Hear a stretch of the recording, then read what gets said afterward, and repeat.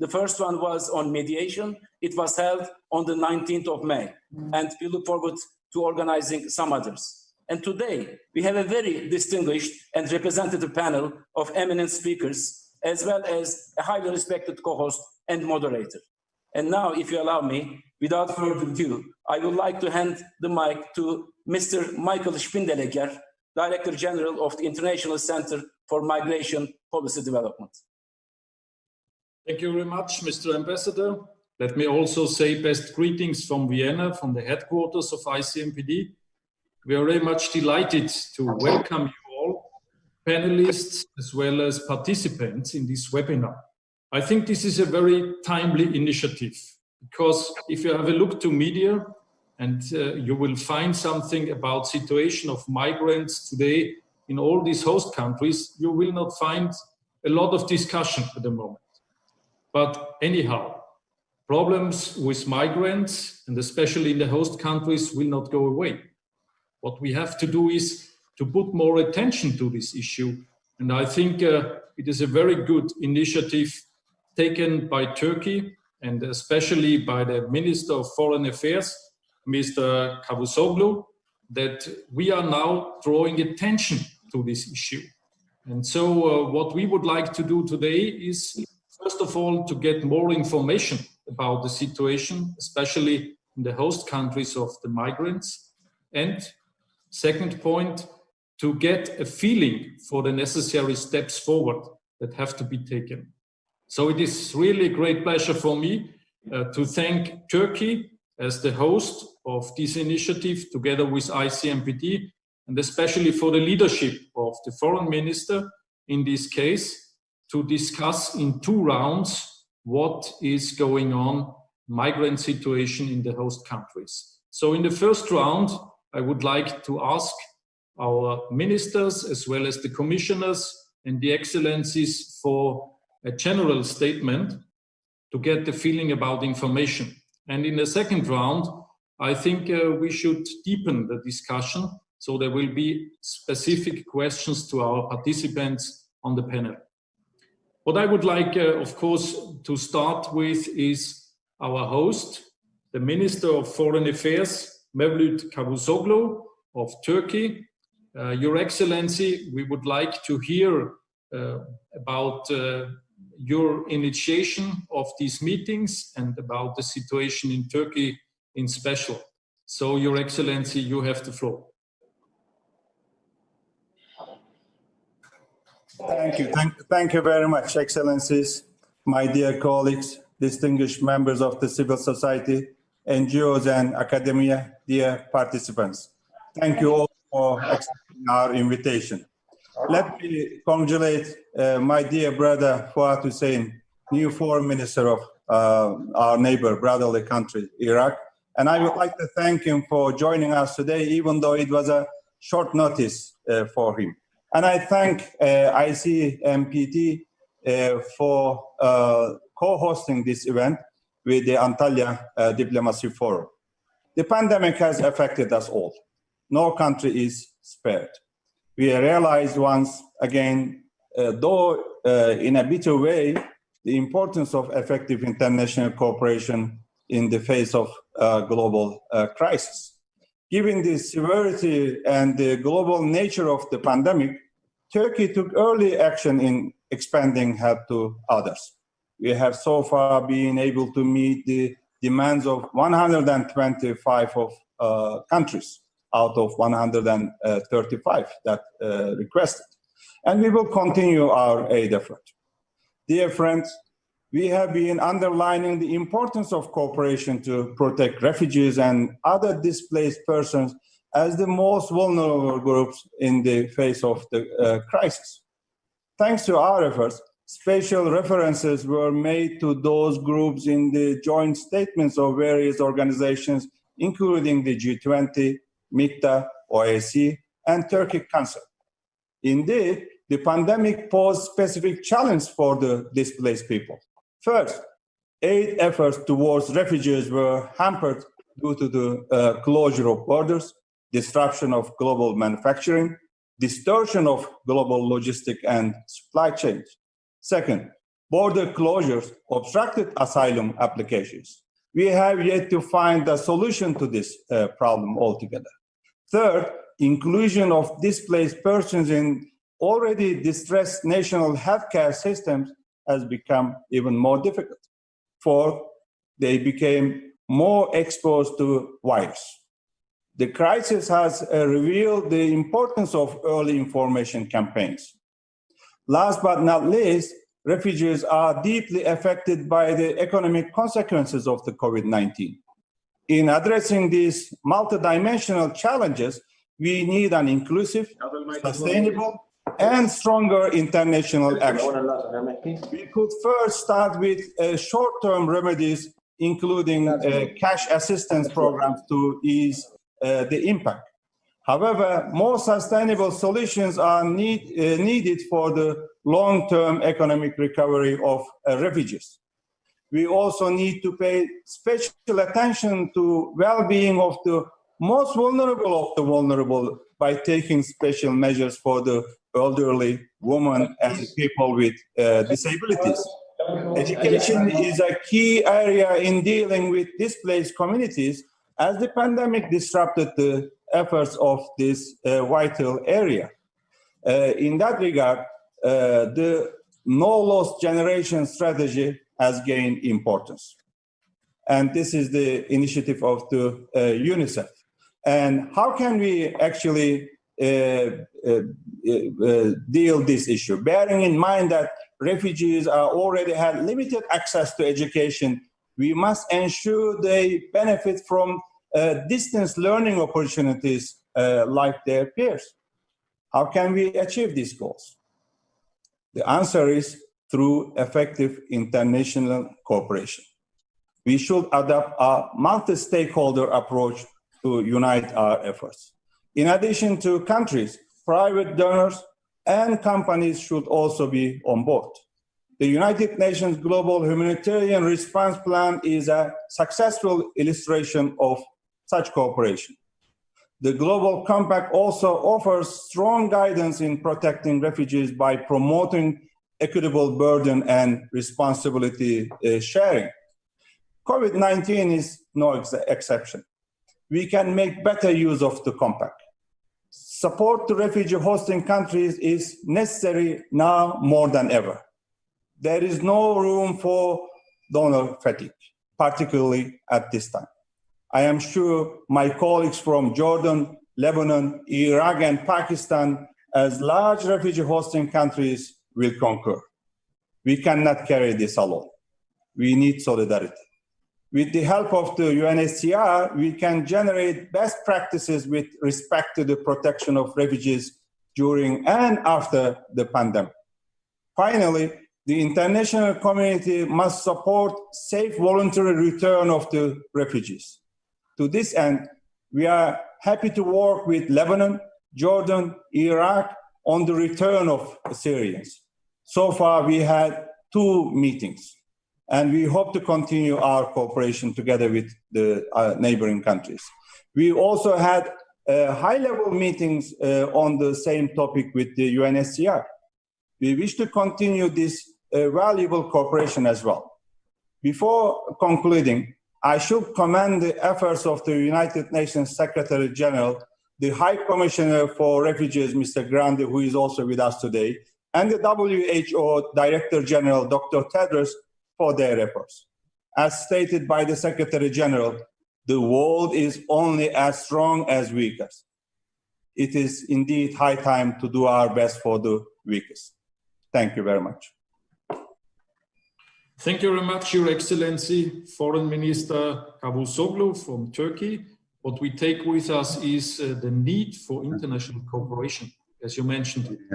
You have been talking about the neighboring countries, so I'm very much happy to welcome the Minister of Foreign Affairs of the Kingdom of Jordan, Ayman Safadi. Your Excellency, you have the floor.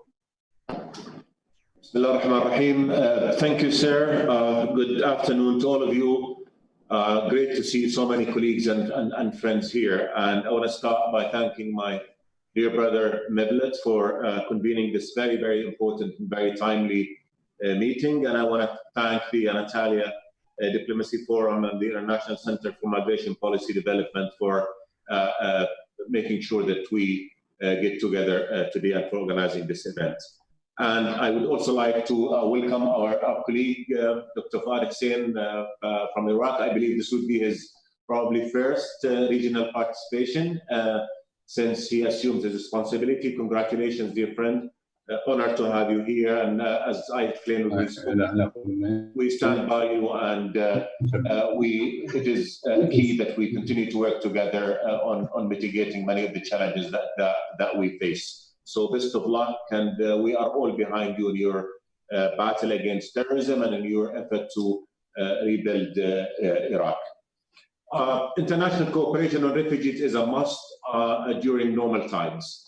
During a pandemic, it becomes more so.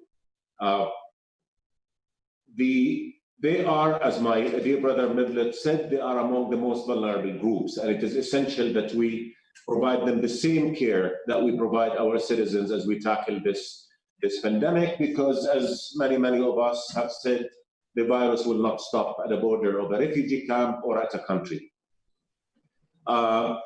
It is a big challenge, and I think going forward, the challenge is even going to be more, as a lot of countries will be focusing on addressing the economic impact of Corona, which is enormous on all of us. So the threat of less funding coming to support UN organizations, less funding for refugees and for host countries is there. And what we need to keep in mind that host countries too, probably more than others, are under tremendous economic pressures as a result of the crisis. Therefore, we really must cooperate to make sure that refugees get the care that they deserve in facing the pandemic and in addressing the social economic consequences of it as well. In Jordan, I have to say that we're the largest per capita host of refugee, and during the pandemic, we worked very closely with our UN partners to make sure that refugees get the same level of care and protection that our people do, and they did. And I'm happy to report that there have been no Corona cases on any of the Syrian refugee camps that we have in the country. Going forward is going to be a challenge. We cannot do it alone. The UN cannot continue to provide the same level of service unless the international community comes forward and support. So the challenge that we have going forward is how do we ensure global reaction to this challenge as part of the global reaction to the broader Corona pandemic. We look forward to the Brussels conference that will be convening soon, and we hope that will be a good gathering for all of us to come and stay focused on what needs to be done, which is supporting refugees and supporting host countries support refugees. The ultimate answer to the refugee challenge is for them to voluntarily go back to their home countries. And as Brother Mevlut mentioned, we are working with neighboring host countries of Syrian refugees to make sure that we ensure cooperation for the voluntarily and safe return of refugees when conditions allow them to do so under international law and fair UN procedures and rules there. But until then, we have to continue to provide the same level of care that we can for refugees. The nature of the need has shifted from immediate relief to long-term relief. Schools, enabling skills for jobs, education, all that are a long-term challenge that host countries cannot handle on their own. So I think the message must be that this is a joint responsibility for all of us. As people speak of donor fatigue, we need also to be concerned about host country fatigue, particularly at these difficult times. Again, I don't want to take too much time. I just want to say that we are in this together.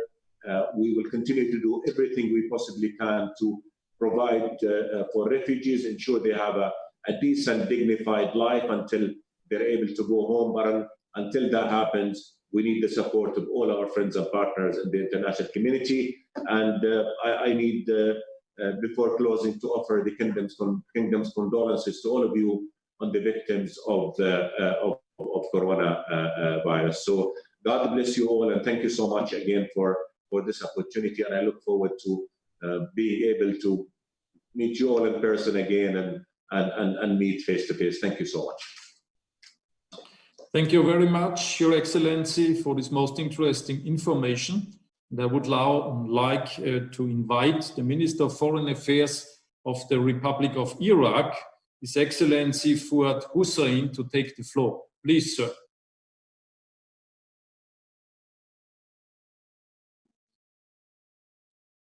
You have to press the button so that we can hear you.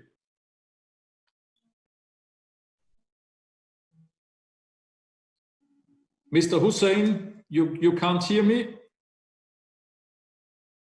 You have to press the button for the microphone so that we can hear you. It's not working. So could you please press the button or ask your assistants to do it for you?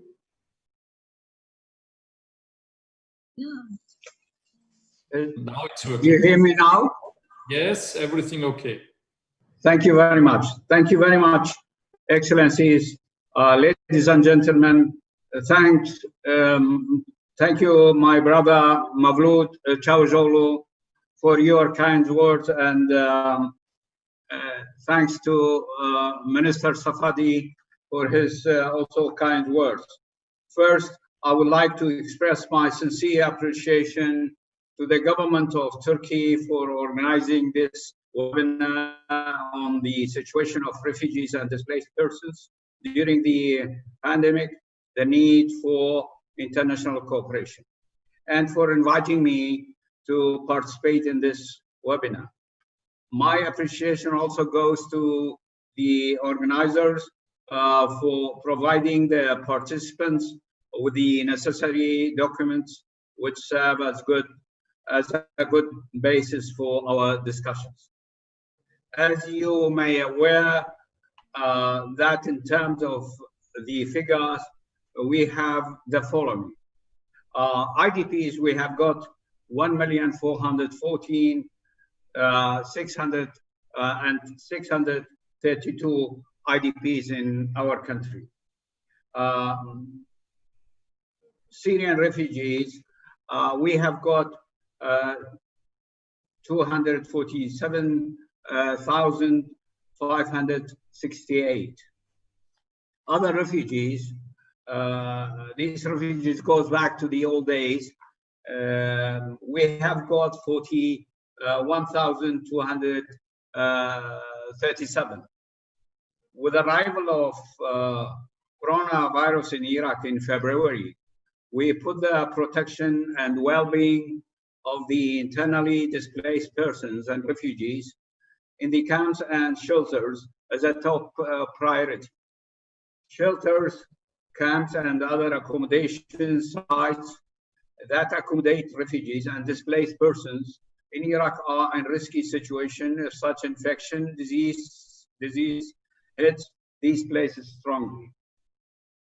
The government pledged to use all of the state's capabilities to combat the coronavirus pandemic, including supporting the specialized task force and providing medicines and medical equipment, in addition to being open to international support and experience in this regard, and establishing a modern health system with a forward-looking vision.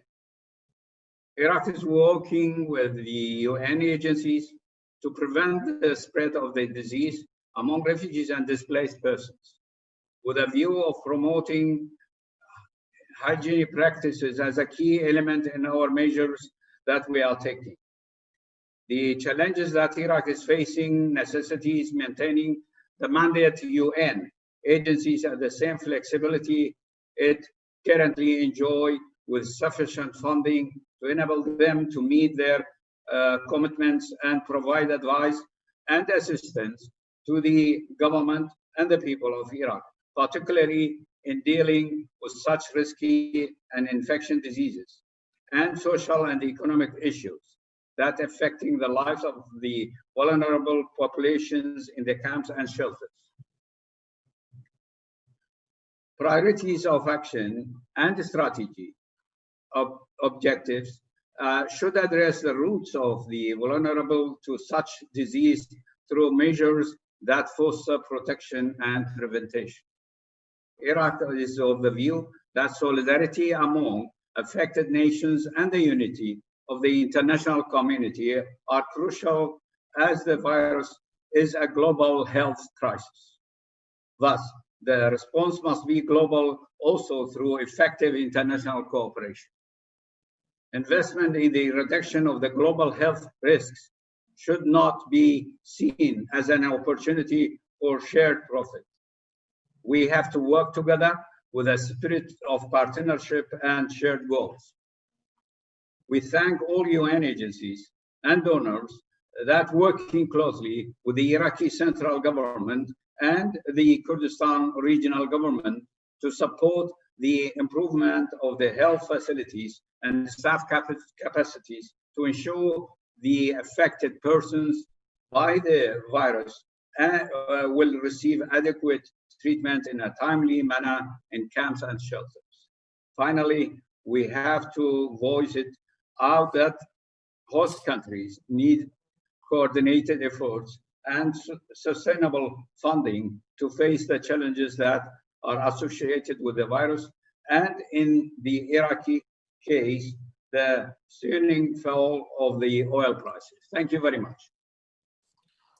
Thank you so much, Your Excellency, for your information concerning Iraq. And I would now like to turn to our next country. This is Lebanon. And I am very much happy to welcome the Minister of Foreign Affairs and Immigrants of the Lebanese Republic, His Excellency Nassif Hitti. You have the floor. Thank you. First, I'd like to extend my thanks to my good friend, the Minister of Foreign Affairs of Turkey, and to see old friends and meet new friends. This is a very important occasion for us. Let's try to turn what I consider a very serious challenge at the global level, represented by the pandemic of coronavirus, into really a challenge of working together, of focusing much more on international cooperation, on enlarging, extending international cooperation, as well as deepening it in all fields. We need to respond globally and collectively and in strong coordination among ourselves against this matter. Lebanon has been facing a worrying situation, economic situation before the pandemic, and with the pandemic, it tended to become much more dangerous. But thank God we were able to a certain extent to face up successfully with countering and containing the negative repercussions of such spread of this pandemic. And in general, we are, as you know, hosting over 1 million, almost 1.5 million of Syrian displaced, plus we have Palestinian refugees, and this is also a very important responsibility for us, but also for the international community to help us in this respect. We are the densest, probably, country, as much as I know, for displaced people and refugees in the world. That's a burden that we carry, but we might break down under that burden, and we need always to reach out to friendly countries, international and regional organizations to work together. The international community has been working greatly with us, represented by different UN agencies and organizations, but we need also again and again, and I'm sure that's facing up all of us, to have more support, much more support for the host country and for the refugees and for the displaced. For the Syrian case, we always believe that only a political settlement of the crisis, a comprehensive political settlement of the crisis, will turn the chapter entirely of this Syrian tragedy.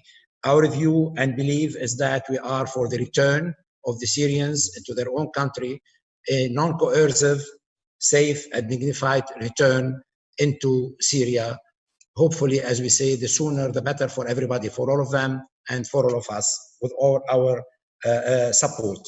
According to responsible people from the Ministry of Health in Lebanon, Lebanon's requirement for assistance from the international community and organization can be summarized as follows.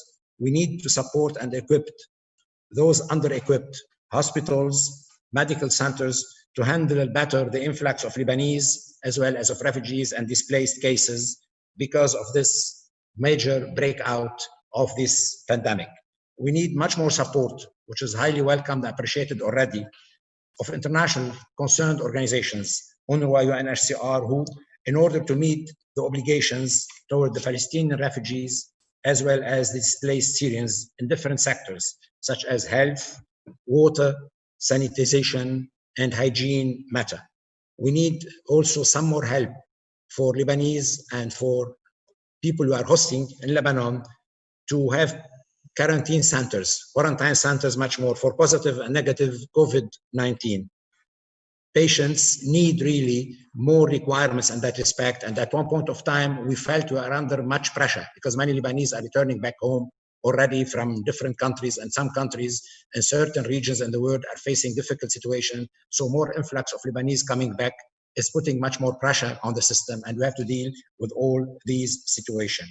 So basically, I would call on all of us to work together to ask more of international support for the UN agencies working in Lebanon and to have much more support for the host country. This meeting again and again is a very important example, is a very important illustration of the importance of exchanging information, discussing together and working collectively to address all these issues. Thank you. Thank you so much, Your Excellency, especially for the very concrete needs you have in Lebanon. And I think this is part of information that we really need to come to action. Now let's turn to the next country, and this is Pakistan. I very much welcome the Minister of Foreign Affairs of Pakistan, Shah Mahmood Qureshi. So please, sir, you have the floor. Thank you. My brother and friend, Mevlut Çavuşoğlu, Minister of Foreign Affairs for Turkey, Honorable Ministers, Excellencies, High Commissioner, UNHCR, ladies and gentlemen. Let me start by thanking the host government of our brotherly country, Turkey, for organizing this important and timely webinar. Over the last 4 decades, nearly 3 generations of Afghan refugees sought shelter in Pakistan, fleeing from violence and war in their homeland. At its peak, Pakistan hosted 5 million refugees.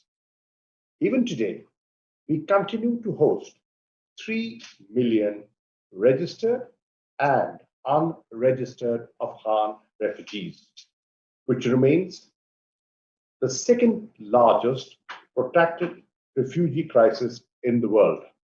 For Pakistan, the caring for refugees is shaped by Islamic principles and the humane values of our people, the values of generosity, compassion, and hospitality. Despite constraints, Pakistan has provided protection, offered opportunities for education, health, livelihoods, and vocational training, opening of bank accounts, and social mobility to millions of Afghan refugees. Recently, Pakistan hosted an international Afghan refugee conference in Islamabad, marking 40 years of Afghan refugee presence in Pakistan and seeking to find durable solutions for the protracted Afghan refugee situation. Excellencies, COVID-19 has posed unprecedented health and socio-economic challenges for all states, whether developing or developed. This virus is spreading rapidly in the developing countries, including Pakistan. Health systems are overstretched, and countries are finding it difficult to provide for their health workers, even with necessary protective equipment.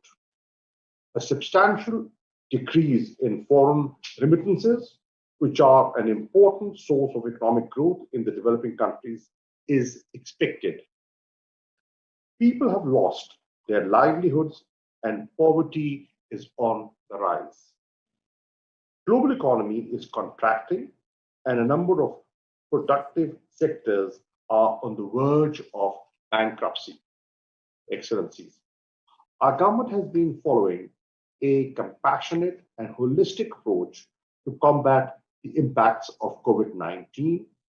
On March 24th, Prime Minister Imran Khan announced a relief package of approximately $8 billion. Moreover, a comprehensive Pakistan response and preparedness plan was launched in consultation with all stakeholders to channelize the efforts and resources and address the gaps. However, no state can handle the magnitude of this crisis alone. International cooperation is required more than ever before. Excellencies, it is imperative to revalidate the principle of sharing responsibility and burden and support large refugee hosting countries during these difficult times. Resources for protected refugees situations must not diminish at this hour. Thus far, Pakistan has been financing the health needs of Afghan population in the country through our own resources without any discrimination. UNHCR has only provided limited support to who they consider are refugees by a very strict definition which excludes 1.6 million Afghan refugees. Overall, UNHCR has launched an appeal of $20.6 million for Afghan refugees in Pakistan amidst COVID-19. However, that amount is clearly not enough, as it only caters towards the needs of 1.4 million POR card holders registered with UNHCR and does not take into account remaining 1.6 million Afghan nationals in Pakistan. I will share following 7 points to enable large refugee hosting countries in managing the refugees in the wake of COVID-19. 1. The UNHCR's refugee response plans, which are part of the global humanitarian response plan, must be adequately financed. 2. While coping up with COVID-19, the regular support of the international partners must not diminish. 3. Provision of liquidity and necessary fiscal space through stimulus packages and debt relief for large refugee hosting countries. 4th, supporting the services infrastructure in the host communities and countries, considering that those are overstretched due to COVID-19, are being utilized by both refugees and host communities. 5th, immediate provision of testing kits, PPE equipment, sanitizers, masks, isolation facilities, ventilators, ambulances, and necessary medicines and equipment. 6th, equal treatment of protracted large refugee situations with the new emerging funds. 7th, ceasing of any hostilities or conflict and ceasefire in the countries of the origin of the refugees to stop further displacements. Moreover, the work on creation of pull factors for return and reintegration of refugees must continue. Excellencies, virus does not differentiate on the basis of nationalities, race, religion, ethnicity, or color. Similarly, the virus does not discriminate between who UNHCR considers as refugees. Such an approach is inherently discriminatory. It is time to exhibit the true meaning of leaving no one behind. I thank you all. Thank you very much, Your Excellency. especially for sharing with us a list of measures from the point of view of Pakistan. But now, after these 5 foreign ministers, I would like to turn to European Union, and I have the great pleasure to welcome the Commissioner for Home Affairs, Her Excellency Ylva Johansson. So, Madam, please, you have the floor. Thank you very much, Excellencies, ladies and gentlemen. I thank you very much for this invitation to this important forum, in particular Minister Çavuşoğlu and ICMPD. We must work together to fight the pandemic and its consequences. A global challenge needs a global response. Only together can we bring about recovery. Only together can we help those that will suffer most from the virus, those who were already in a crisis before the virus struck. Vulnerable people such as migrants, refugees, and internally displaced persons. It has been encouraging to listen to you all and impressed on your impressive response that you've been able to do in these host countries during this pandemic. In times of crisis, we must stick together and we must stick to our values.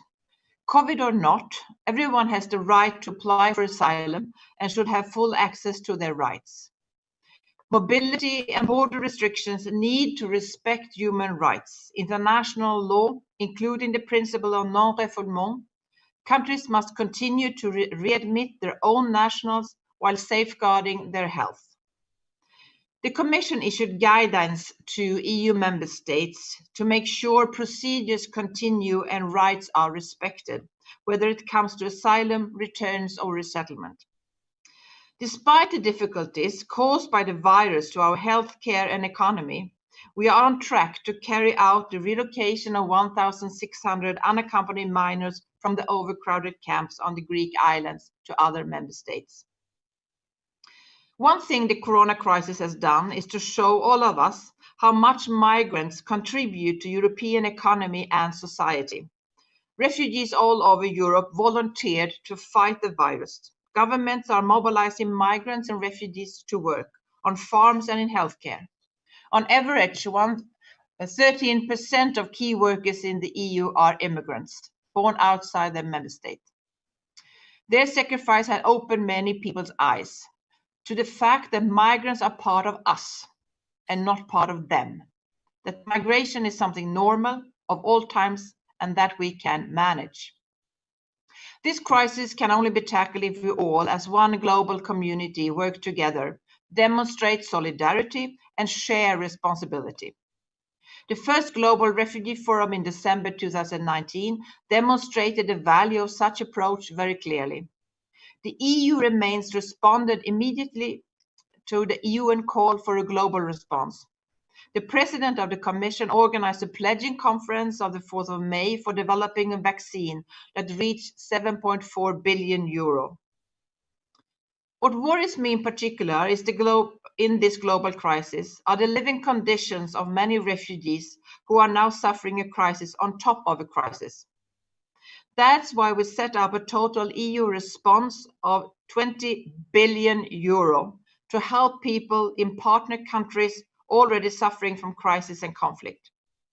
20 billion euro from the Union and member states together as Team Europe to make sure the virus doesn't make a bad situation even worse. We will support healthcare and provide socio-economic support, not only for refugees and internally displaced persons, but also for host communities. We will use our amended EU budget to support recovery at home and abroad. Out of 118 billion euro proposed for external action, we set aside an additional 16 billion to support partners.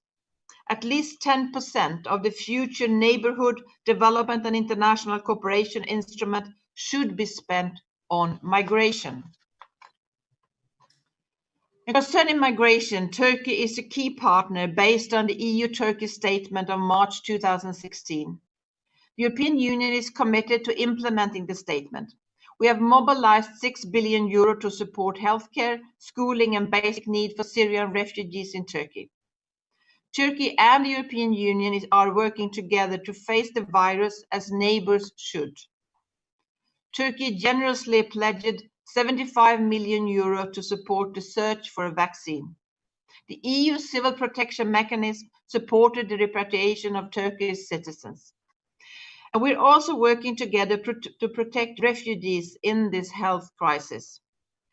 Together, we supported the purchase of gloves, masks, and protective gowns, as well as disinfectants, cleaning products, and thermometers for the EU-funded migrant health centers in the region. The EU is also helping the 650,000 Syrian refugees who live in Jordan, 1 million Syrian hosted by Lebanon, and 250,000 in Iraq. At €20 billion mobilized, I'm proud that the European Union is the world's biggest donor for Syrian refugees. At the end of June, there will be another opportunity to pledge support for Syrian refugees and further listen to the needs of hosting countries.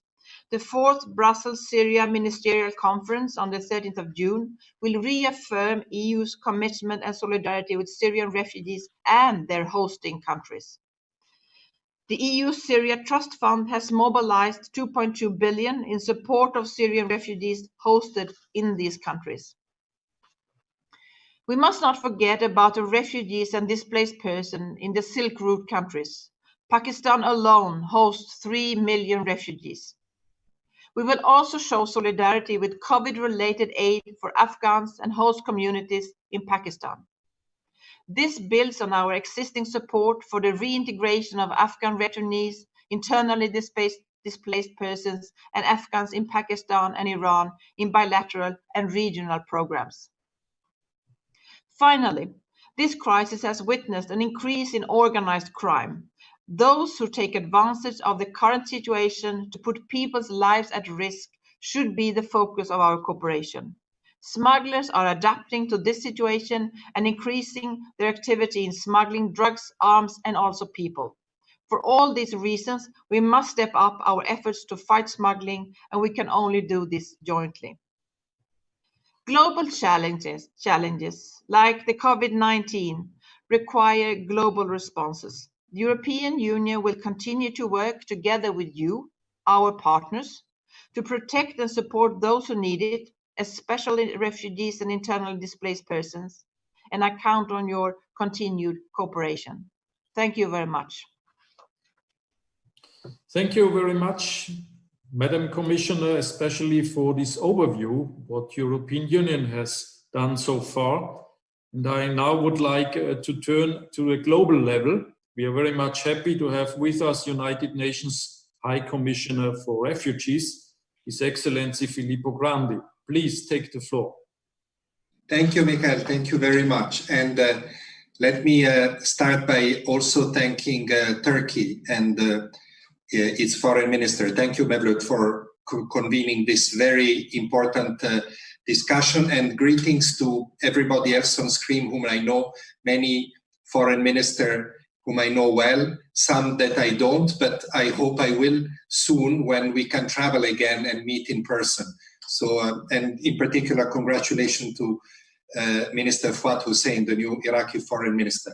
You all represent countries that are close partners, as many of you have mentioned, to my organization, to UNHCR. And of course, I'm delighted to also see Commissioner Johansson. We have a very close partnership with the European Commission and with her office in particular. I think Mevlut is so timely to have a discussion on this topic, because there are so many other priorities that are being put on the table in respect of coronavirus and the response to the pandemic, that it is important to remind to all that this dimension, refugees, displaced people, but also communities hosting them, as many of you have flagged, must not be forgotten. And it is a very good opportunity here. This is what technology allows us to do, to thank the representatives of the host countries that are participating in this conference. You are all major host countries that have rendered an enormous global service to the cause of refugees, and it is a useful reminder of the support that we can and we must continue to provide. Much has been said already, and starting from the speech of the Turkish foreign minister, whom I could put my signature under, exactly the same words that he has used, I just will add a few more thoughts, as Michael said, from my perspective. There are well over 70 million refugees and IDPs in the world. And, in a few days, it will be World Refugee Day, in fact, next week. So as every year, we will issue our new figures. I am not allowed to share this. It's embargoed till that day. But I can tell you that there will be a steep increase once again from last year's figure. And 90% of these people are in countries that are low or middle income countries, often in situation, as has been flagged, of fragile economies and, in this context, fragile health systems. With regard to the pandemic, COVID is, of course, spreading. We'll hear from Susanna from WHO later, I'm sure. It is spreading also to these countries, although, touch wood, and thank God in particular, we have not seen very catastrophic outbreaks of COVID, as Ayman, as the Foreign Minister of Jordan, flagged in refugee context. But of course, we must, as WHO reminds us, we must keep our vigilance very high and very strong, both in camp situations, but, and this is the more frequent situation in your countries, where refugees live in the community, not in camp, but in the community with the local population. One appeal that we have made from the beginning of the pandemic to all host countries is include refugees and displaced people in your responses. You have included them. I think it's important that the world knows that host countries all over the world have included refugees in the health response, and this needs support. UNHCR and its partners do what they can with the resources that we have to help you with the response. As was flagged, we participated in the successive UN appeals, the global humanitarian response plans. The share that we had, about $250 million in the first plan, was fully funded. We have now a much bigger share in the second appeal, and our share is almost 750 million. So I want to take this opportunity and thank you, thanks to the Foreign Minister of Pakistan for having flagged that it is important to fund these humanitarian appeals for UNHCR and for others, because it is through these resources that we're able to help host countries in the key domains that all of you have flagged: health, water and sanitation, shelter, conveying information to refugees about health issues through call centers and other ways in collaboration with the governments. And, donors have responded very well so far. I want to thank Ylva Johansson and the EU. For example, the EU gave us 10 million euros for the response in Pakistan, but also for Syrian refugees in the Middle East, and other donors did the same. Besides the health aspect, I want to conclude with 2 points. One is to flag that I always say, even if there is not yet a health emergency related to COVID-19 and to refugee situations, we already have an emergency of livelihoods. Refugees, as many of you have flagged, displaced people very often draw their livelihoods from daily wages, from very fragile employment in the informal economy. And the informal economy has been hit hardest by lockdown for obvious reasons, both local populations and refugees. So we already see among Syrians, among Afghans, among displaced Iraqis, a rise in poverty due to the lockdown. And this is where it gets very difficult. I could give you many statistics of this. You know, through our call centers, the type of calls that we receive are mostly about, we have no more money, we have no more savings. 50% of the calls that we receive in all your countries are about poverty that is much worse than before. It used to be 6% in Turkey about this topic. It is 50% now. So it is a very steep increase, and I can give you many examples. We in UNHCR have, with your permission, have stepped up our cash disbursement. I'm very happy that in Pakistan, for the first time, we were able to do direct cash transfers to Afghans. And Minister, I take your point that we have to target those that are registered with us, but there is a very large unregistered Afghan population. And I promise you that we will follow up on that as well. And the same applies in Lebanon, where the situation is very dramatic, as the minister said, but also in other countries. What I have also done, we have reached out very strongly to actors that can really help you with the inclusion of refugees and displaced in your own safety net that you're putting in place for your population. This is much more difficult than including refugees in health, I realize, politically and otherwise. So I've reached out to the World Bank, I've reached out even to the International Monetary Fund to flag that for countries like yours, the burden represented for refugees must be taken into account whilst they design rescue packages and support packages on the economic front and not just on the health front, in the spirit of the Global Compact on Refugees and the Global Refugee Forum, in which you have all participated last year. My last point is to simply echo the call made by many of you. We have some important opportunities coming up. First and foremost, the Brussels, or quote-unquote Brussels, the EU-led conference on Syrians that Ylva spoke about. Very important that we continue to remind donors, as Mevlut said, this is not the time for donor fatigue. Even if Syrian refugees, this is what, the 10th, 11th year that we go out and ask, they are still there. And we must help host countries, especially now at the time of pandemic. Please count on me to be a very strong voice, and on the Secretary General to be a very strong voice in this respect. We must also continue to promote the platform that we launched at the Global Refugee Forum in support of Afghan refugees in Pakistan and in Iran, if I may add, and remind that this is a particularly sensitive moment where this platform needs to be supported. And finally, just to say that whilst on the one hand, we are worried about how COVID could cause further population movement. Let's not forget that 30% of the people arriving in Europe from the western route, from the eastern route up to the lockdowns, up to COVID, 30% were Afghans, which is a very strong signal about the increased poverty of Afghans and the impact of the Afghan conflict on this population.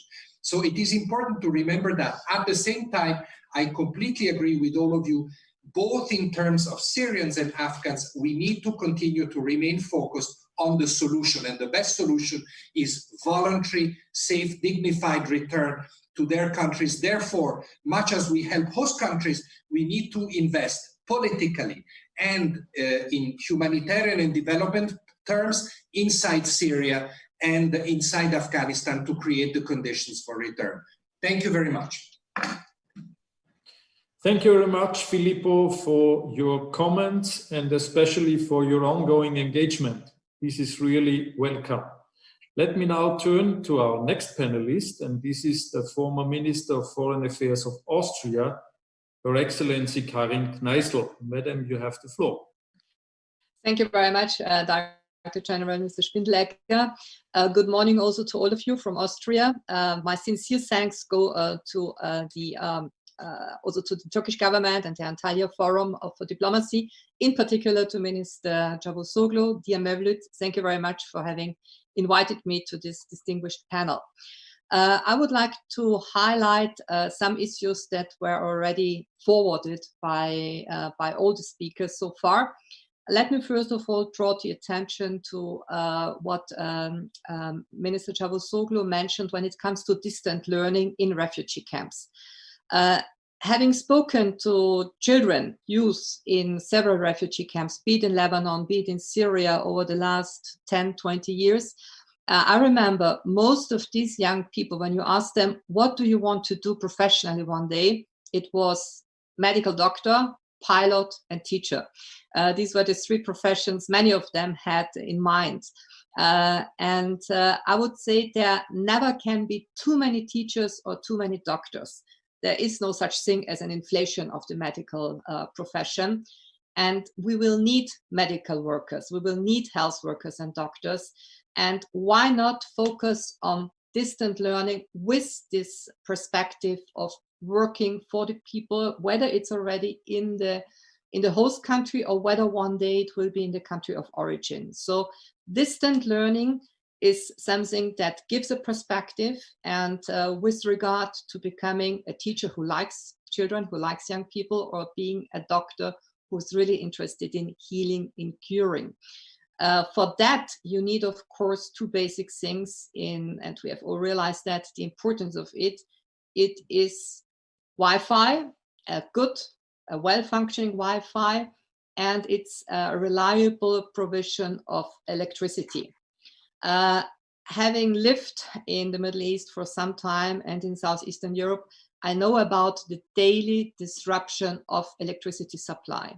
So why not call in here international energy companies with regard to reliable and affordable electricity supply? This is a major problem for many of the host countries, not only for the refugee and migrant population. It's also a problem, in particular in Lebanon, for the regular Lebanese citizen, because of the cutting down of electricity supply and all what that means when there comes in an additional refugee population that needs even more electricity. So regular electricity supply and a well-functioning, a very efficient Wi-Fi, these are main things, I would say, for this very important project of making it happen in a larger volume, distant learning for the young, and not only for the young, but also for the adult population to create for themselves a perspective, an anchor, and not being isolated, not being in an idle situation of not having anything to do. Next point I would like to highlight is the issue His Excellency, the Foreign Minister of Pakistan, has mentioned, namely the deficit of remittances. The World Bank had conducted studies on the importance of remittances already 2-3 decades ago. We all know that remittances, in terms of moving people out from extreme poverty to some sort of modest income, play a very important role. The remittances expats send home, in particular also from the Middle East, from the petrodollar income, so to say, are missing these days. And there are many, many reasons to that. One is the low oil price, and the stop in oil construction and service sector in some of these commodity-rich countries. So here, something has to be found instead, how to provide the expats who are on the move, who send home an important part of their salary in order to have their extended family move on, continue, get out of extreme poverty. How that can be achieved, I have no idea, but the fact that the remittances are missing and that the absence of remittances will lead to most probably even more migration, as His Excellency the High Commissioner Filippo Grandi has stated, I think is something to bear in mind.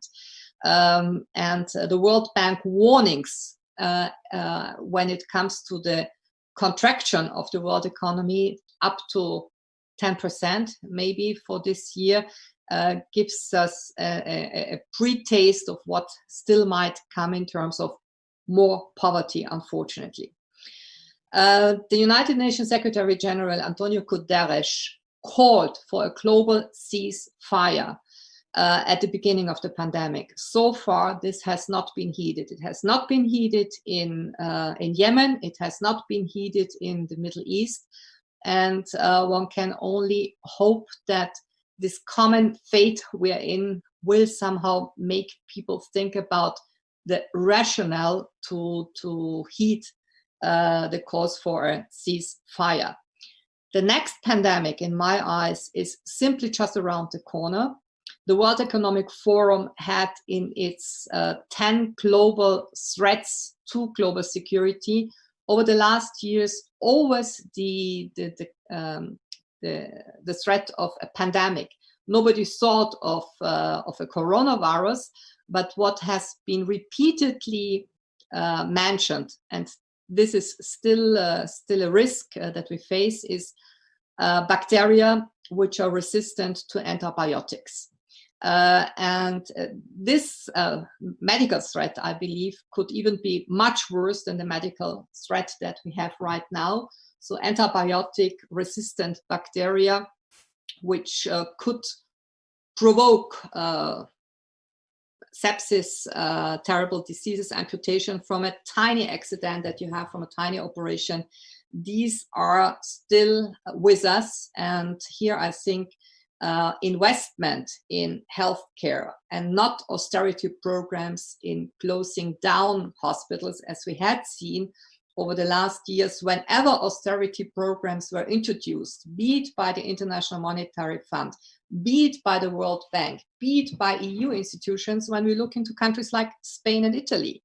Why did we have the health crisis in Spain in particular? It was also due to the absence of a health system that had been, to a certain extent, downsized because of austerity measures. So keeping an efficient health system and the ideal of studying medical services, I think this is something that should be continued also for young people who are in the desperate situation of living in a camp for displaced or refugees.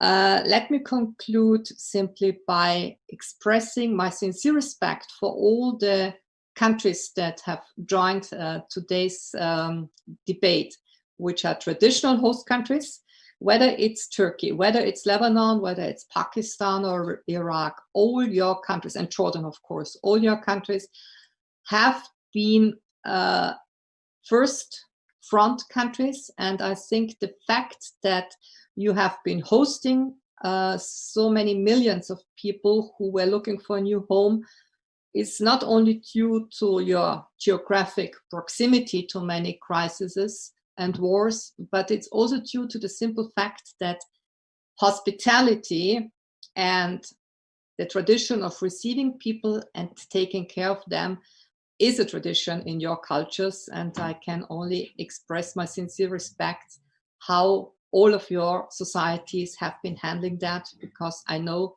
this is not this is a daily fight also with the majority population of citizens who have their problems then with the migrant population. So many thanks to the ICMPD and to the Turkish Ministry for Foreign Affairs for having invited me. And I do hope that some of the ideas I've just spelled out might be of some concrete use. Thank you very much. Thank you very much, Madam Kneissl, for your statement. And I now would like to turn to our last panelist. And this is the Deputy Director General of the World Health Organization, Her Excellency Susanna Jakob. You have the floor, Madam. Honorable Ministers, Excellencies, ladies and gentlemen. First of all, I would like to thank the government of Turkey and all the organizers for organizing this event and also for inviting WHO. And let me say upfront that it's really a pleasure to work with all of you, both multilaterally and also bilaterally. And it's a big pleasure also to see our international partners online, the UN High Commissioner for Refugees and the EU Commissioner for EU Home Affairs. As of this morning, ladies and gentlemen, WHO has recorded more than 6.7 million cases of COVID-19 around the world and almost 400,000 deaths. More than 100,000 cases of COVID-19 have been reported to WHO nearly every day over the past week.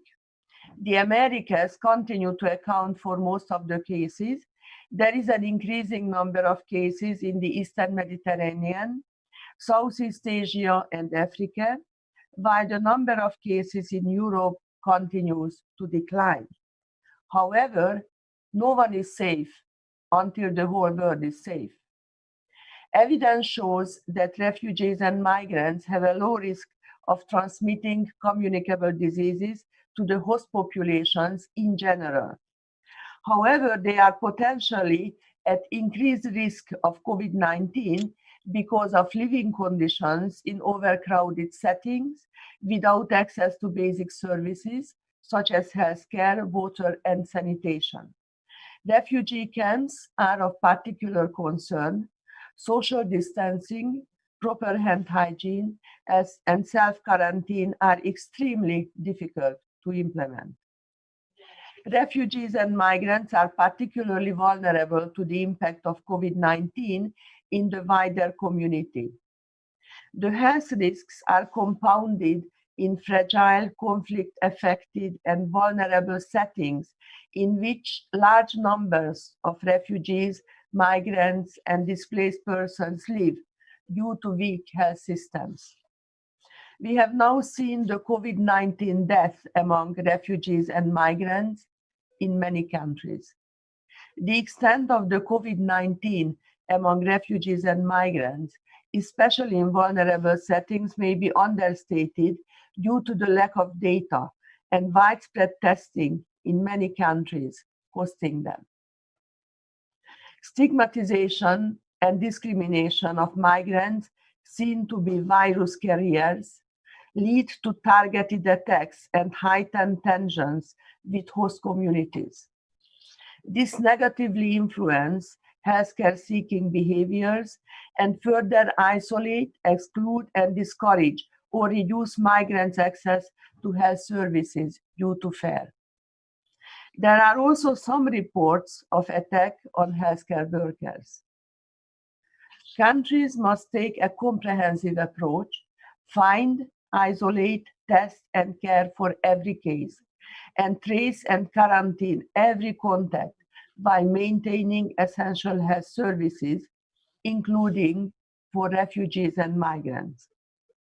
Strong health systems that are accessible and affordable to all is the way forward. Universal health coverage and an inclusive approach to migrants' health that leave no one behind should guide our public health efforts. We need to uphold the rights of health, the rights to health, address discrimination and stigmatization. We need to save lives through effective and inclusive prevention, response, and recovery approaches, and move towards universal health coverage with inclusive and equitable access for refugees and migrants. There should be no forced return and detention or refugees refoulement based on fears or suspicion of COVID-19 transmission. In most high-income countries, migrants make up a large share of health workers. The number of foreign-born doctors and nurses in OECD countries grew by 20%. Regardless, health systems today rely on migrant health workers. In particular, migrants are disproportionately employed in pandemic response frontline occupations, meaning migrants are more likely to be on the front line of COVID-19 response than other healthcare workers.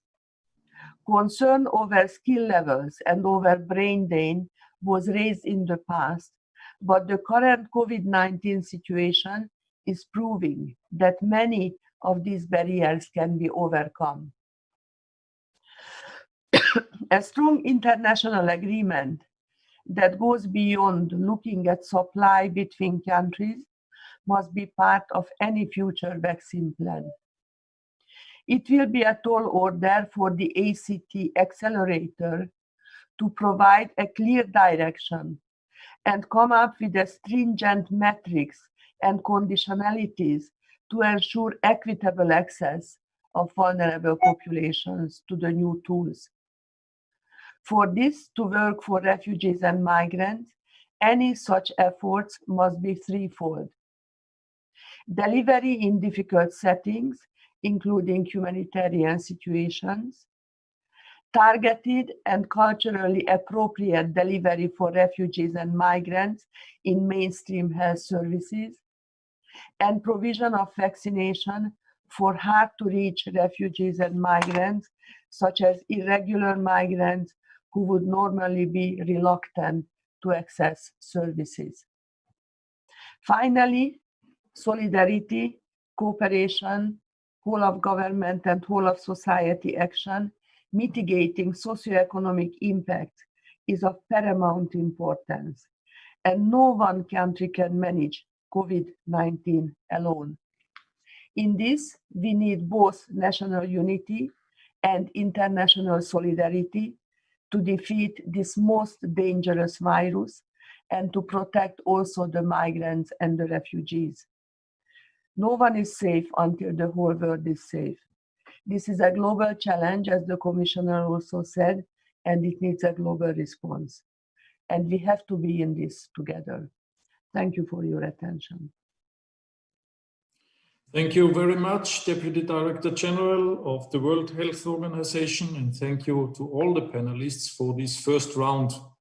So what we have learned out of this, I think, was, first of all, it is a need that we have to see that pandemic brings a lot of additional challenges, especially to those countries that are hosting refugees and migrants today.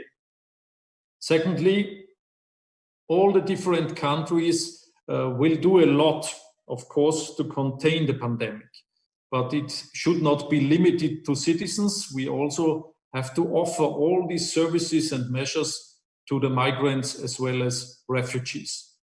And third, of course, we have to facilitate access to protection for the globally displaced persons, also in times of severe crisis. So a need for international cooperation is really there, and I think we are now ready to deepen a little bit the discussion and to go to the details that my colleague and co-moderator, Ambassador Karagöz, will ask our panelists. Please, I would like to hand over to you.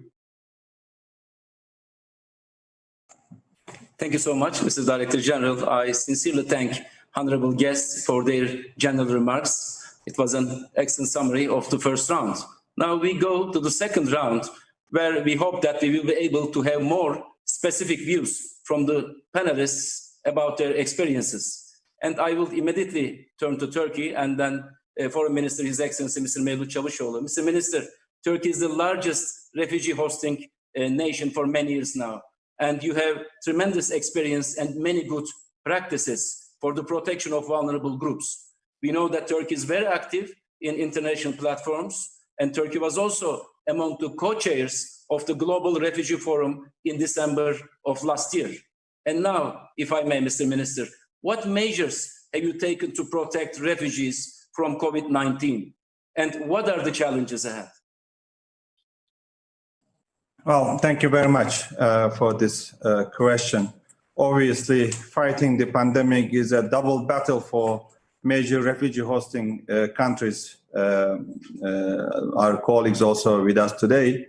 And those refugee hosting countries have to protect both their own population and the refugees at the same time.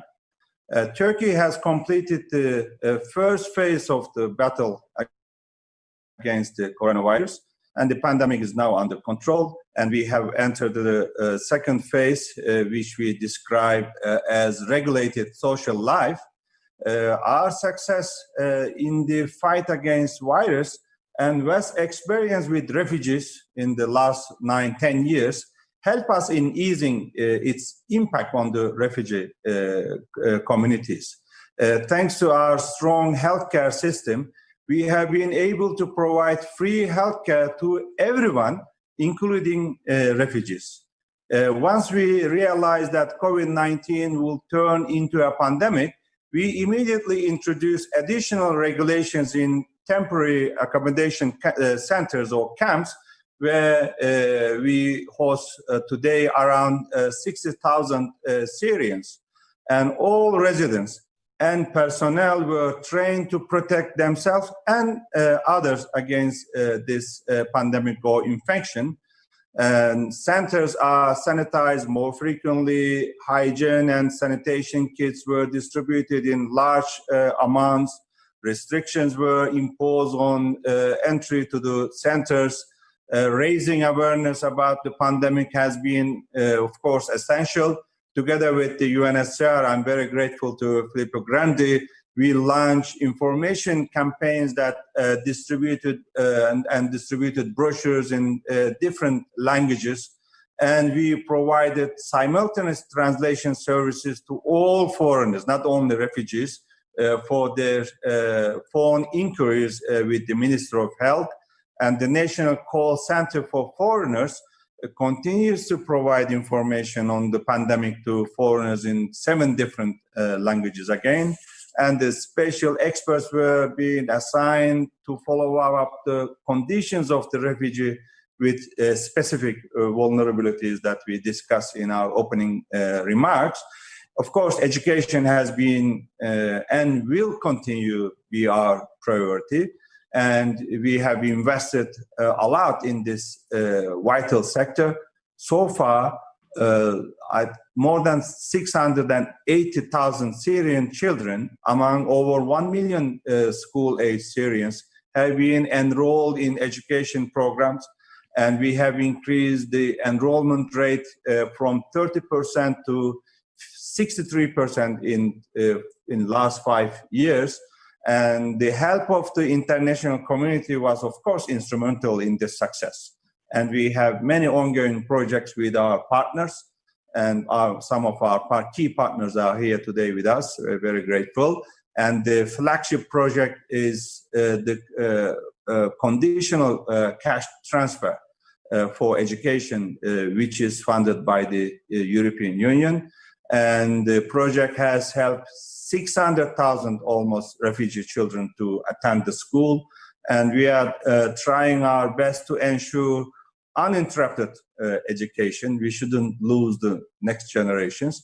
For this, we need, of course, strong support from the international community. And another main challenge is to help those who lost their jobs and income. And to address this, refugees are also entitled to benefit from the economic assistance packages just as Turkish citizens here in Turkey. These includes, among the others, short-term employment assistance, right to unpaid leave, and cash assistance for unemployed refugees in Turkey. And we have an ongoing successful joint project with the UNHCR to support households in need with cash assistance.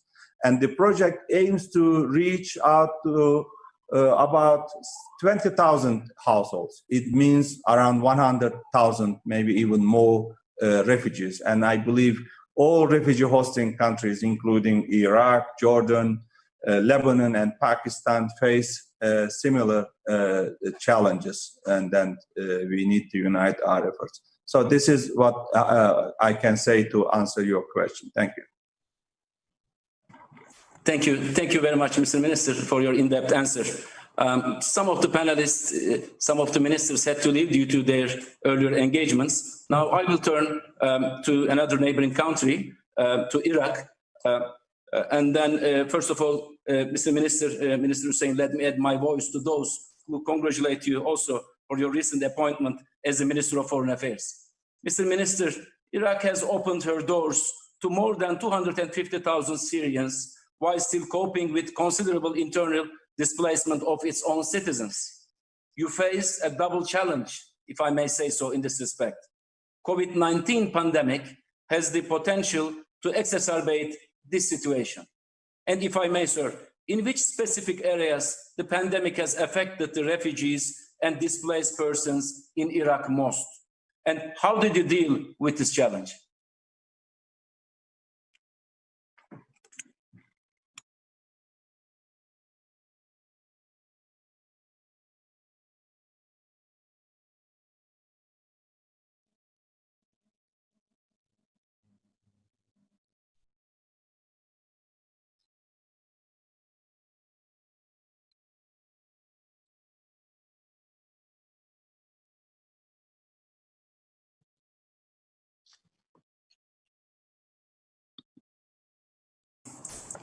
Mr. Minister, could you kindly push the button because we cannot hear you?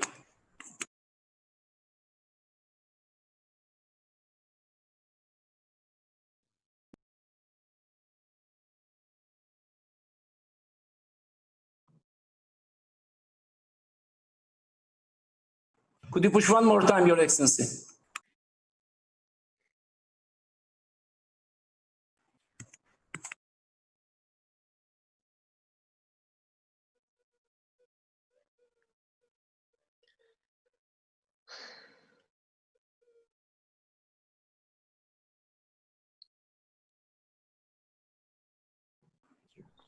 I'm sorry, Mr. Minister.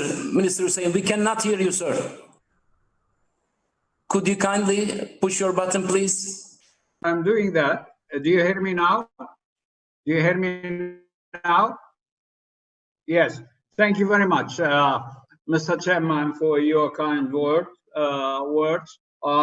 In answering your question, I think that the pandemic has spillovers on all aspects of daily life of the refugees and IDPs. It has deepened the plight of people because of the stringent measures to protect public health, especially the elderly, children, women, and people with the special needs. It has affected the right to work and the freedom of movement. In Iraq, we have taken the following measures in the camps and shelters. One, coordinating between all stakeholders, government authorities, health actors, and security staff, to put in place restricted quarantine rules. 3, suspending of the deployment of the IDPs. 4, coordinating with the UN agencies, UNHCR, and WHO on awareness raising, provision of medical equipment, and cash assistance. 5, establishing design quarantine areas and equip isolation areas. 6, the last one, enhance the prescribed health protocol in the camps or shelters. These were the measures that has been taken by the Iraqi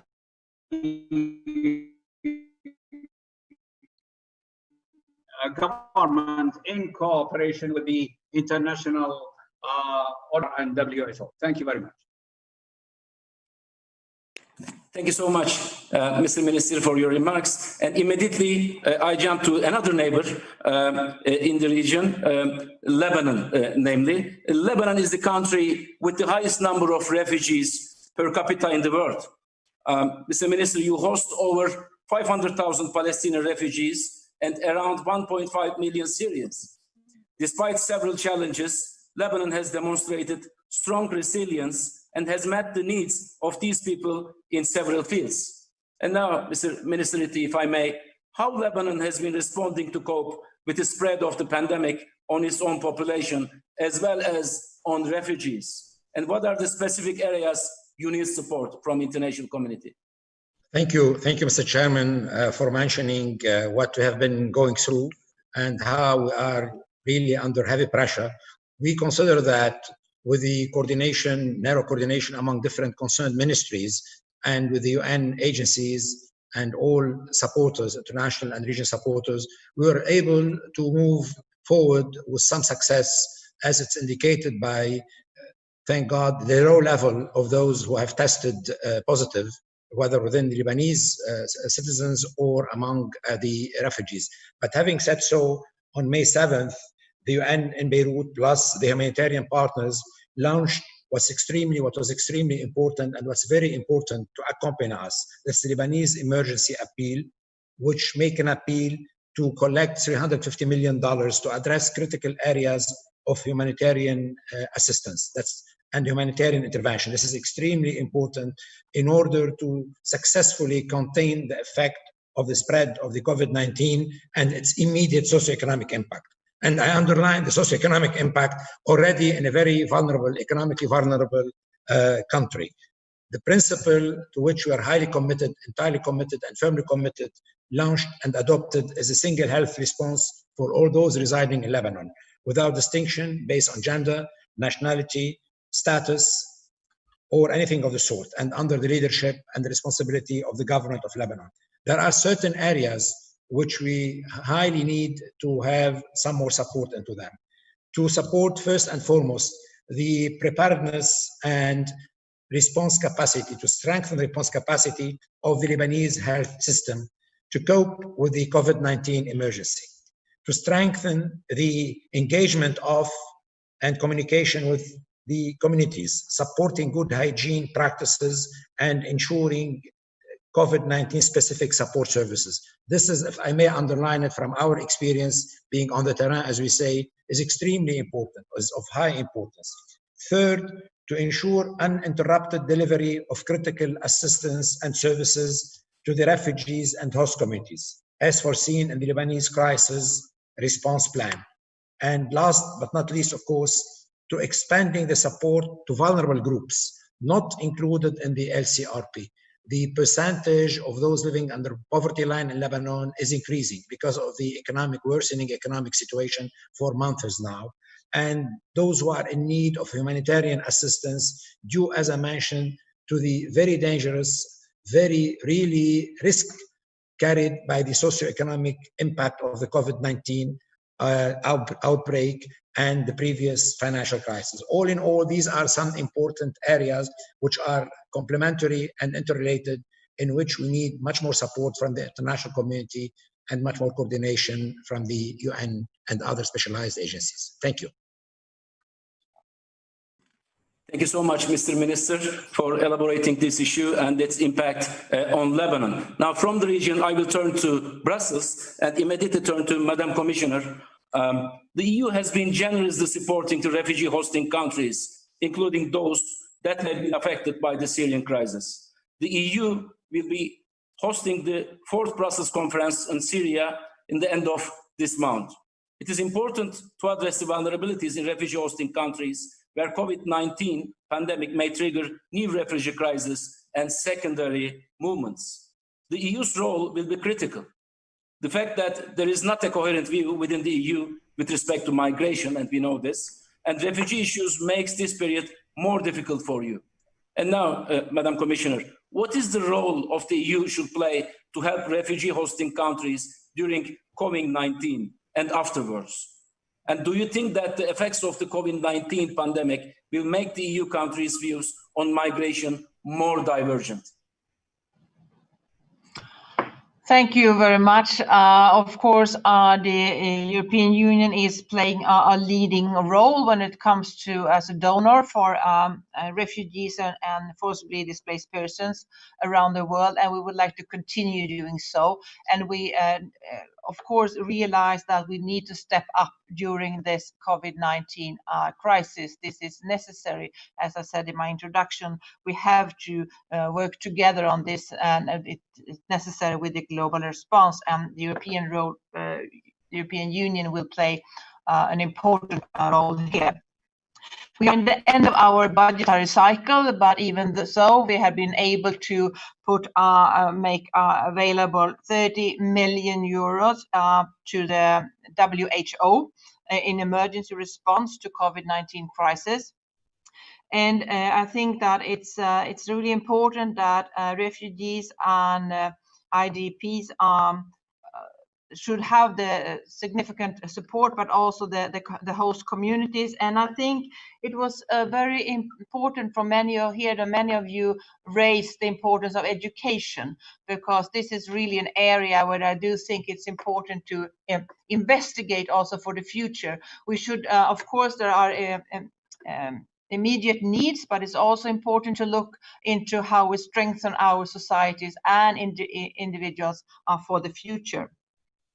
So the European Union, as our part of our migration partnership, we will continue to provide support to refugees and host communities in partner countries around the world, bilaterally and regionally.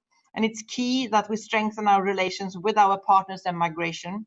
Last week, as an example, the Commission proposed additional support packages, 585 million euros for Syrian refugees in Turkey, and 100 million euro for refugees in Jordan and Lebanon. And that's on top of our existing projects. And we continue to be committed to multilateral cooperation on the issue of forced displacement in partnership with EU member states, international partners, UNHCR, and the UN family. And you asked whether it will be more problematic to find a way forward on migration in the European Union during the Corona crisis. My answer is no. That's really not my impression. More the opposite, actually. That it also shows how much we depend on each other and that we need to work together to get through this crisis and to come out stronger together.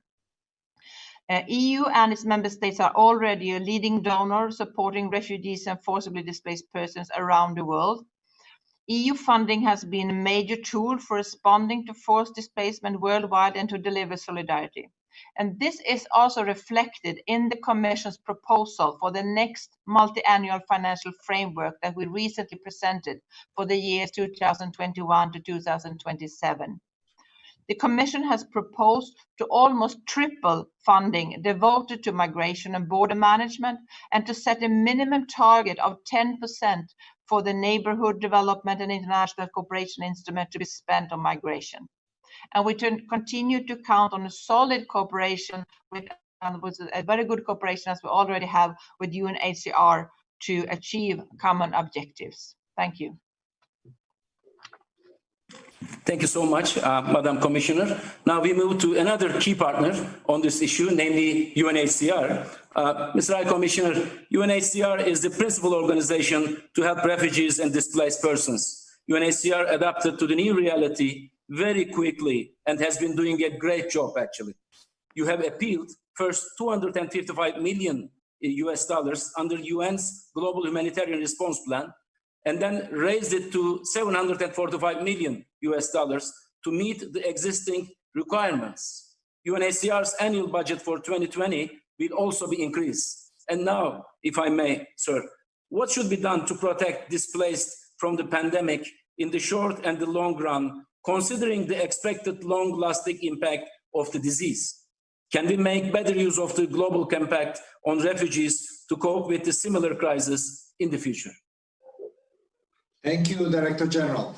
And I have 6 very quick points. It will take just 2 minutes. One, I think it is very important that we continue to highlight what you as host countries have been doing, including refugees in the response to COVID. I said it earlier, I want to say it again. But I think it is equally important that we highlight internationally that this is not cost-free, that this has a high cost as you are also incurring other costs to protect your own population. I think this additional cost is something that we need to articulate even better than we have, especially with the large financial institutions, bilateral donors, and so forth. Second, I spoke earlier and others spoke about the need to support the humanitarian appeal. You referred to the first one. This was part of the 2 billion appeal that the UN put out, the Global Humanitarian Response Plan. It has now gone up to 6.7 billion, of which UNHCR has about 750 million. This is challenging because, you know, donors at this moment are all focusing on their own domestic response. Many of these donors have been hit by the pandemic in their own countries. So this is the difference with other situations we faced in the past. But we must insist that these appeals must be funded, not only this global fund, but, you know, the Solidarity Fund, which is managed by WHO, which is largely funded by the private sector, the Multi-Partner Trust Fund managed by the UN, UNDP and others, which is supposed to help with the recovery. These are all important tracks that all need attention.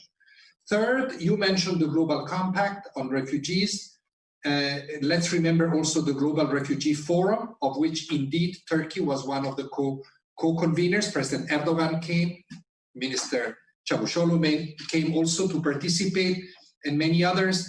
And there were important pledges made there, not only in health, but also in education, livelihoods. I think it's very important. Many of you mentioned education. I think it's very important not to lose the gains that we made in many years of trying to convince the international community that the refugee issue is not just humanitarian. It has a longer term impact. It's very true now with the pandemic, but it was true already before. And all the gains that we've made since the London conference, perhaps for the Syrian refugees, we should not be losing them. So this is an important element, and fulfilling the pledges made at the Global Refugee Forum will be another important medium and long-term track. Next, I want to insist on the importance of protection. I'm glad Minister Çavuşoğlu mentioned that.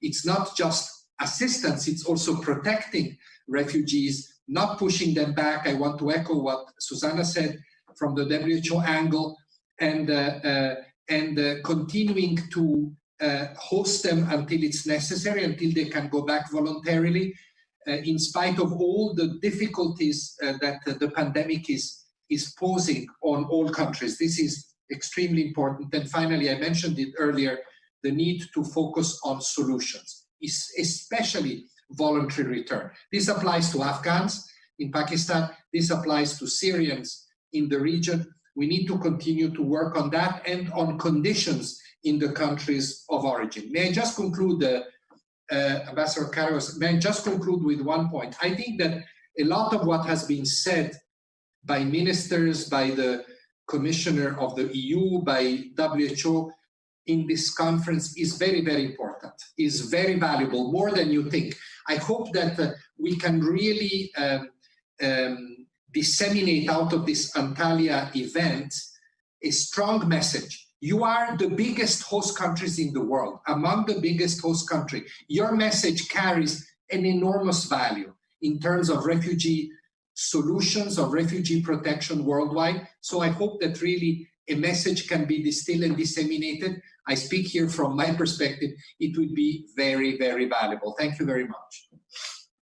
Thank you. Thank you so much, Mr. High Commissioner, also for your kind words and reference to Antalya Diplomacy Forum. Now I have two distinguished speakers left in my list. On the other hand, I have also 5 to 6 minutes before I give the floor to Minister Çavuşoğlu for final remarks. Immediately I go to Austria and Madam Kneissl. Madam Minister, solidarity is utmost important as far as the global migration governance is concerned. And this has become more evident with the pandemic. And Austria is host to many migrants and refugees. So if I may, Madam Minister, what should the developed world and the EU do to support refugees and host communities? And how can Austria contribute to these efforts? Thank you very much, Ambassador.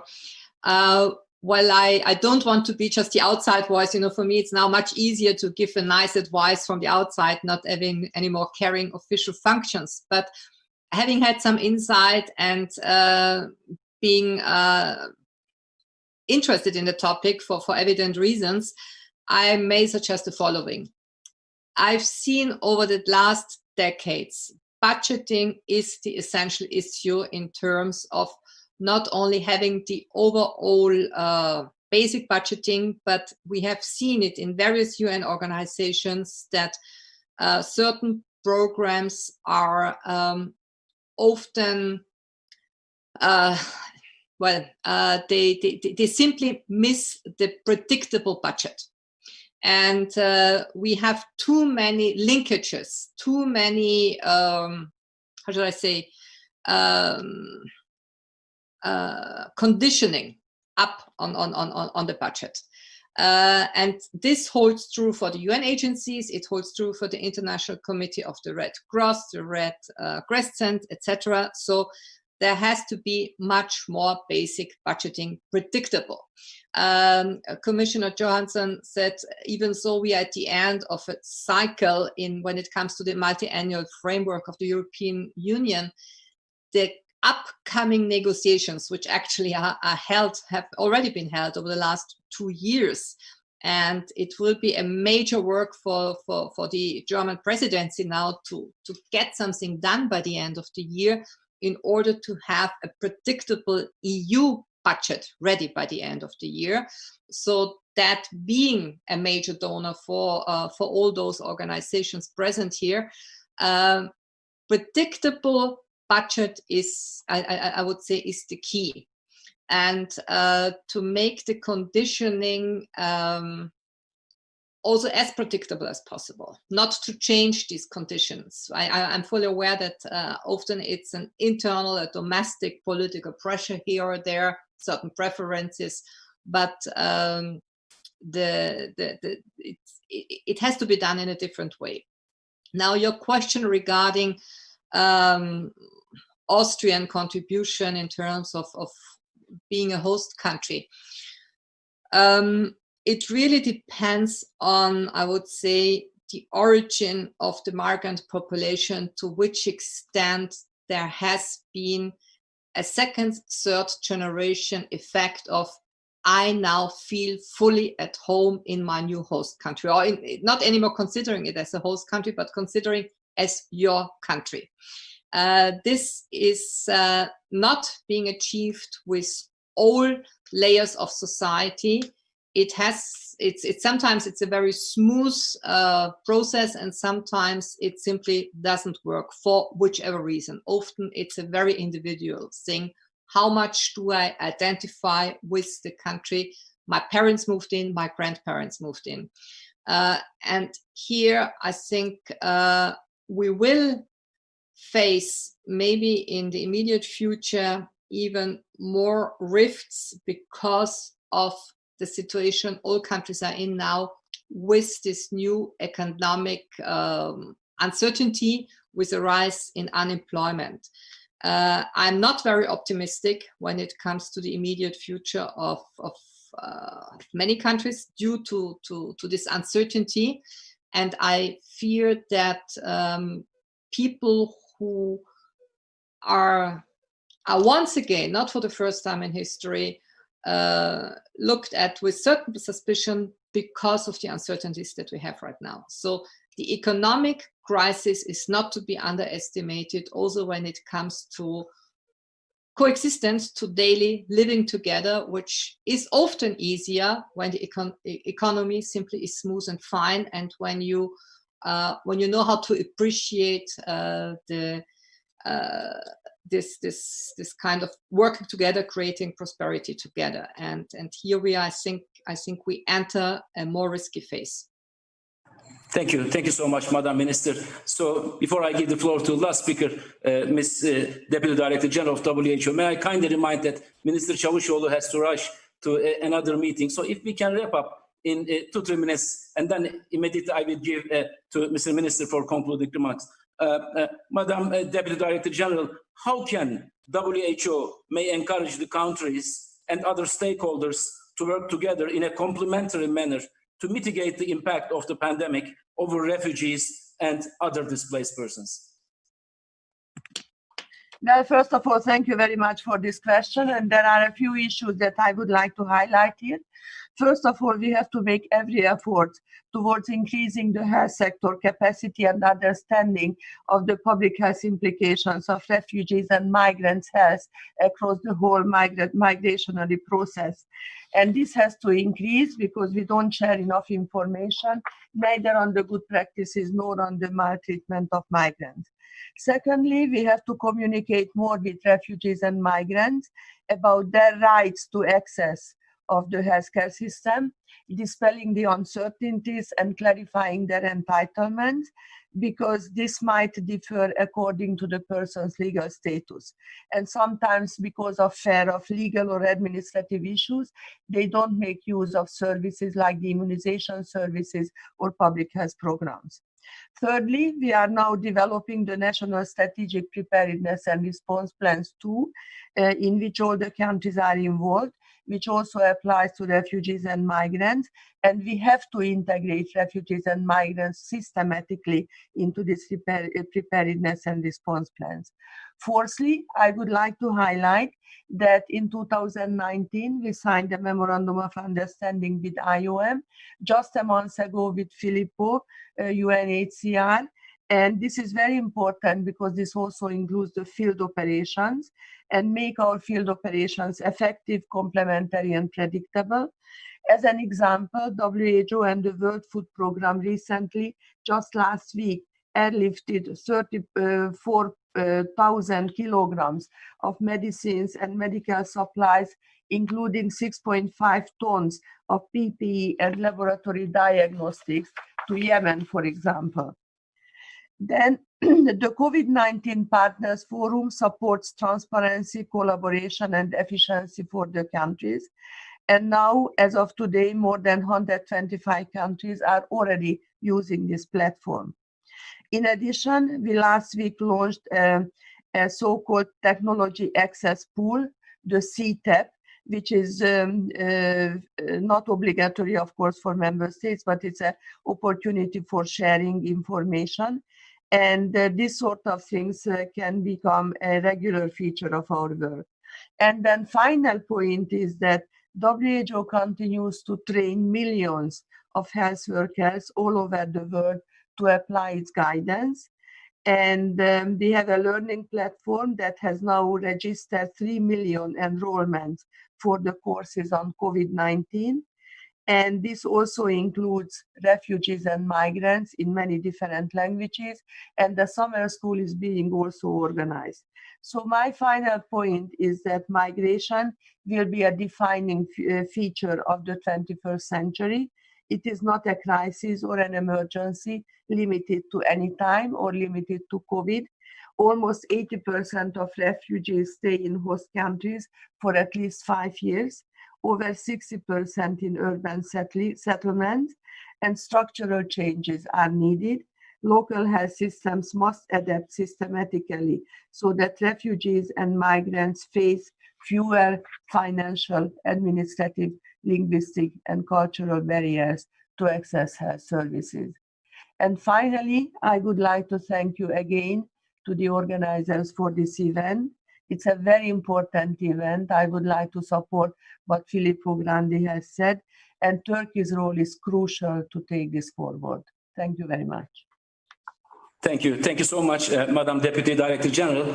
And before I conclude, I would like to give the last word for final remarks to Foreign Minister Çavuşoğlu. Sir, you have the floor.